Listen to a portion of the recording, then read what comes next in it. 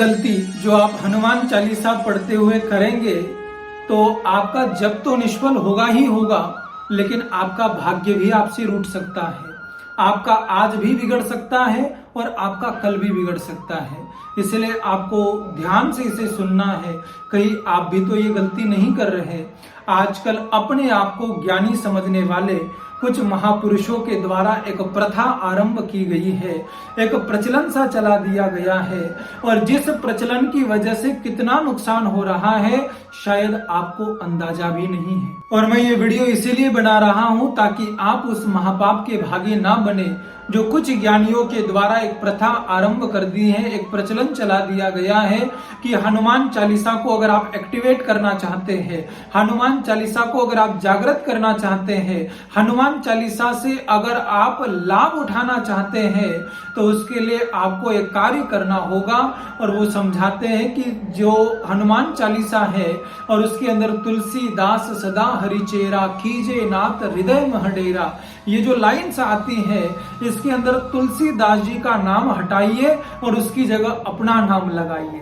वाह, शाबाश, क्या शिक्षा दी जा रही है।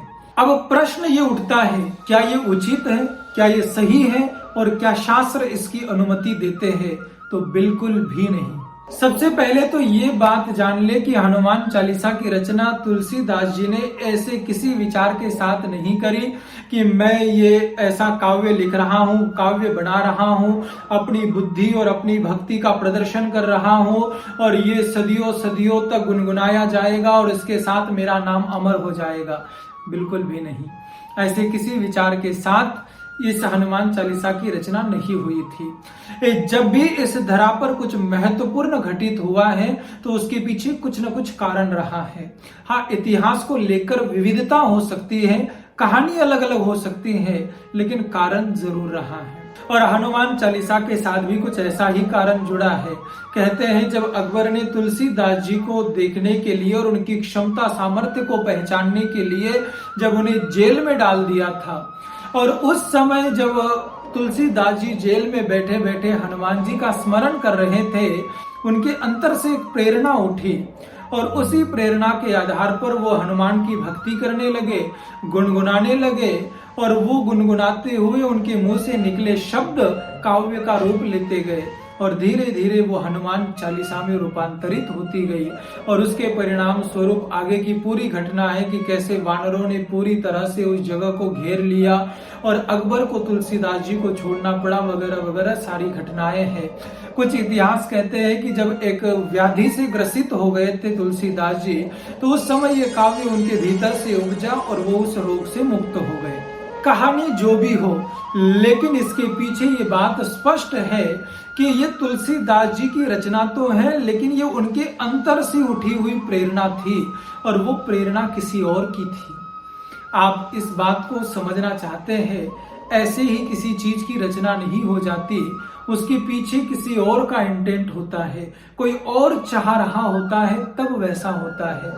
आप सिंपल सी बात ले लीजिए, जो शायर लोग होते हैं, जो लेखक लोग होते हैं, वो लोग जब किसी चीज को लिखते हैं और उनके जीवन की सर्वोत्तम रचना आप देखेंगे और आप उनसे पूछेंगे, बात करेंगे, तो वो कहेंगे कि मैंने नहीं लिखी, पता नहीं मैं किन ख्यालों में खो गया था और किन विचारों में कहा, किस स्टेट में पहुंच गया था और बस लिखता चला गया और ये बन गया। क्योंकि वो नहीं लिख रहे थे, उनके द्वारा कोई और लिखवा रहा था, उनके द्वारा कोई और उनके माध्यम से कुछ कह गया। और अच्छे तरीके से आपको एक्सप्लेन करूं, अभी एक पीछे मूवी आई थी कांतारा, कर्नाटक की कन्नड़ मूवी, जिसने पूरी दुनिया का दिल जीता। उसका एक लास्ट सीन जिसकी वजह से वो बहुत फेमस हुई वो मूवी, और वो एक्टर का आप इंटरव्यू देखेंगे तो वो कहते हैं कि जब वो लास्ट वाला डेटी का सीन है, देवता का सीन है, और जब उस सीन को वो कर रहा था, ही वॉज सेंसलेस। उसे पता ही नहीं था कि मैं कहाँ हूँ, किस दुनिया में हूँ और मैं क्या कर रहा हूँ, क्योंकि ये वो नहीं कर रहा था, उसके द्वारा वो पंजुलिका देव करवा रहा था, क्योंकि वो चाहता था कि ये मैसेज सब तक पहुंचे, दुनिया तक पहुंचे।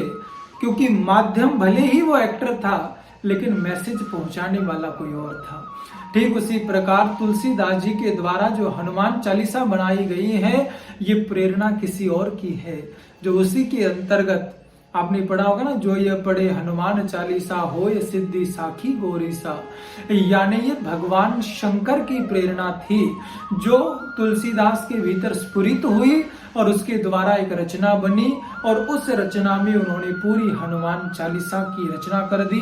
पूरी हनुमान चालीसा का काव्य बन गया और वो अमर हो गया। अगर ये भगवान शिव की प्रेरणा से बना है तो क्या यहाँ पर भगवान शिव नहीं जानते थे कि तुलसीदास का नाम रखना है या वहां पर कुछ और देना है ताकि उसकी जगह कोई और अपना नाम ले ले? मंत्र विज्ञान का एक विधान है, जिस स्थान पर आपको अपना नाम जोड़ने की आवश्यकता हो वहां पर उसका निर्माण करने वालों ने एक सुविधा दे दी होती है। वहां पर लिखा जाता है देवदत्त, और देवदत्त का अर्थ होता है कि आप इस नाम को हटाइए और इसकी जगह अपना नाम लगाइए। लेकिन हनुमान चालीसा के अंदर ऐसा कुछ भी नहीं किया गया है, जिससे यह स्पष्ट हो जाता है कि तुलसीदास ही नाम है और तुलसीदास ही नाम रहेगा। ये भगवान की प्रेरणा थी और भगवान की प्रेरणा से रचना हुई है और स्वयं भगवान शिव ही चाहते थे कि तुलसीदास का नाम हनुमान के साथ अमर हो जाए। जैसे रामायण में राम ने हनुमान को अमर कर दिया अपने भक्त को, वैसे ही भगवान शिव और भगवान हनुमान चाहते थे कि मेरा भक्त मेरे साथ अमर हो जाए। और आप एक महान योगी का नाम हटाकर उसकी जगह अपना नाम लगाएंगे, उसकी जगह अपना नाम रखेंगे।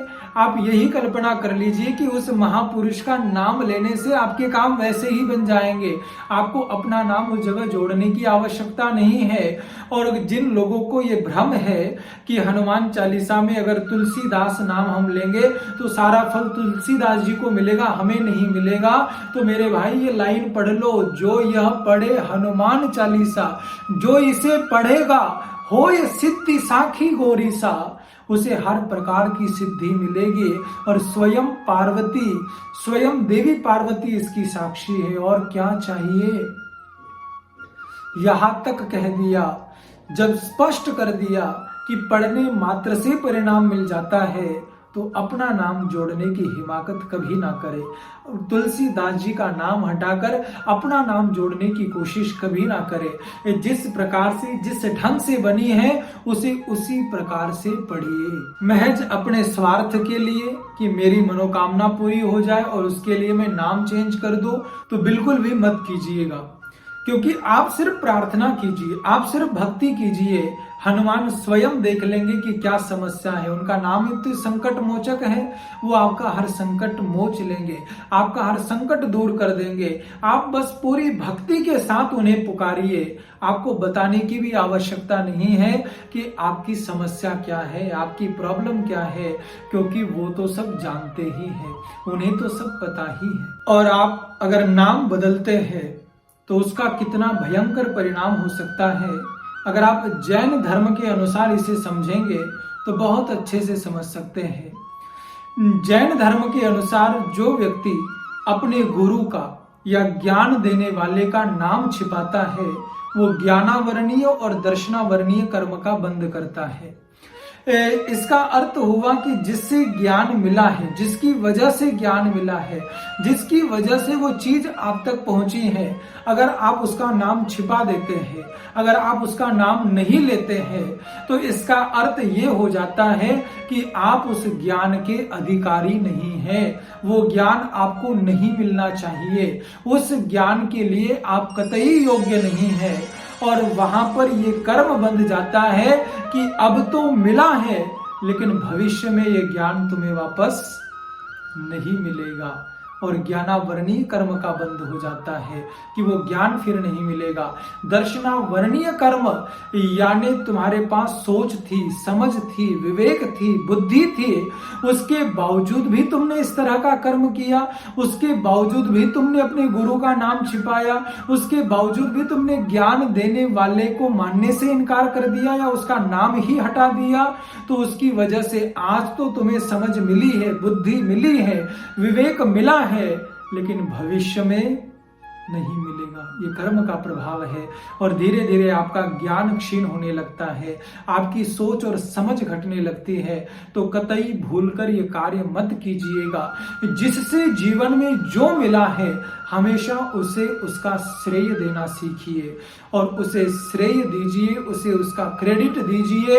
अपने गुरु का नाम कभी मत छिपाइए, उस गुरु के नाम को स्वीकार कीजिए। ये बहुत आवश्यक है, अन्यथा आप कर्म का बंद करेंगे और उस कर्म का परिणाम बड़ा दुखदाई होगा। तो मैं चाहूंगा कि आप हर प्रकार के भ्रम को अपने दिमाग से दूर कर दे। हनुमान चालीसा जैसी है आपको वैसी ही पढ़नी है और वैसी पढ़ने पर आपको हर प्रकार का परिणाम मिलेगा। हनुमान जी की कृपा मिलेगी, अवश्य मिलेगी और साथ में तुलसीदास जी की भी कृपा मिलेगी। और कोई भी मंत्र विधान को जानते हो तो जब तक मंत्र बनाने वाले का आप स्मरण नहीं करते हैं तब तक वो मंत्र काम ही नहीं करता है, वो मंत्र आपको शक्ति ही नहीं दे सकता है। और इसलिए मार्गदर्शक की आवश्यकता होती है और वो मार्गदर्शक हमेशा आपको ये समझाएगा कि मंत्र का जाप करने से पहले मंत्र बनाने वाले का जाप करना पड़ता है, मंत्र बनाने वाले को स्मरण करना पड़ता है और वही उस पाठ को, उस मंत्र को, उस चालीसा को, उस भक्ति को एक्टिवेट करता है।